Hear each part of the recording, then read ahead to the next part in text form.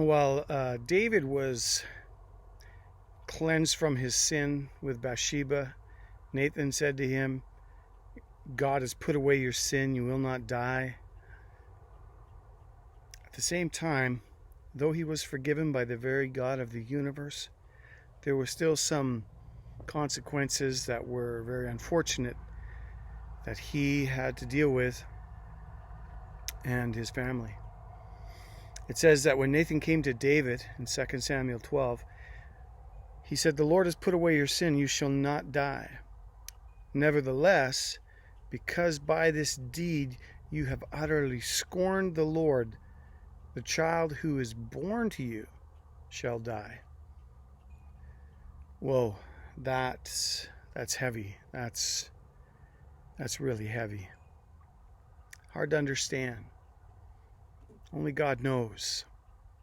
2 Samuel 12:15 says, and the Lord afflicted the child that Uriah's wife bore to David, and he became sick. So what did David do? David therefore sought God on behalf of the child, and David fasted. He went in and lay on the ground day and night. And the elders of his house stood beside him and tried to raise him off the ground, but he would not, nor did he eat food with them. On the seventh day, the child died. And the servants of David were afraid to tell him, it says, that the child was dead, for they said, behold, while the child was yet alive, we spoke to him, and he did not listen to us. How then can we say to him, the child is dead? He may do himself some harm. But when David saw that his servants were whispering together, David understood what was happening, and that the child was dead. And David said to his servants, is the child dead? And they said, he is dead.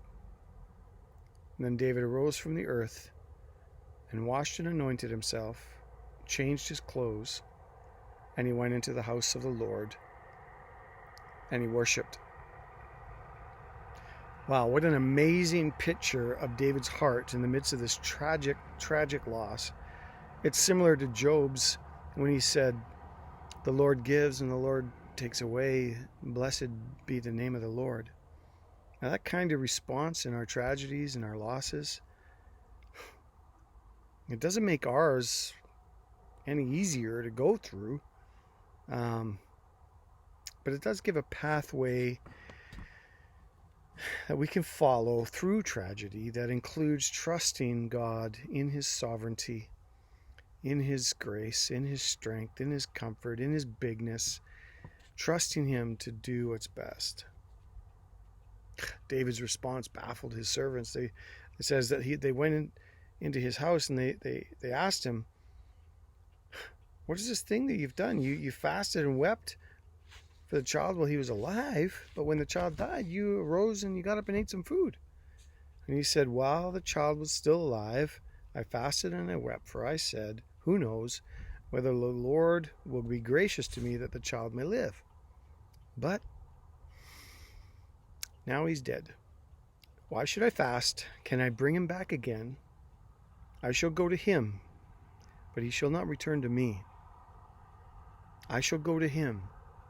He shall not return to me.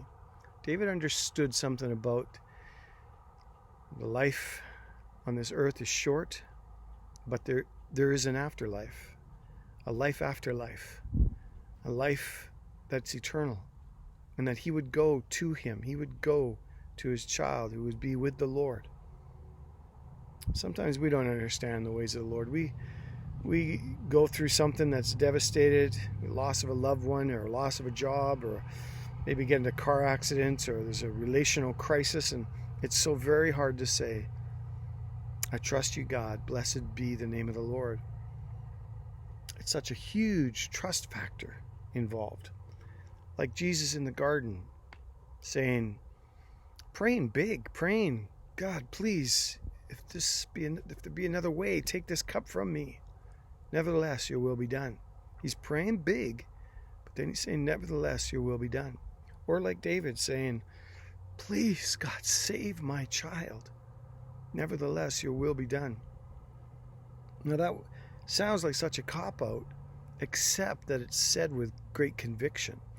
It's said with the conviction of trust that God will do what's right and best. It's not a cop-out prayer if it's prayed with conviction. They trust Him. They meant it. And they say, nevertheless, your will be done.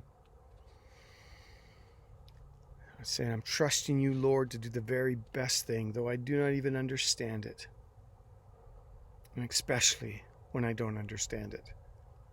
That's trust with a capital T. That's one thing that every son or daughter of God must learn, must walk through seasons of doubt and seasons of learning to trust God when you don't understand. And sometimes trusting God when you do understand what He's doing and it's difficult, but you trust Him. Will not the judge of all the earth do rightly? Yes, He will.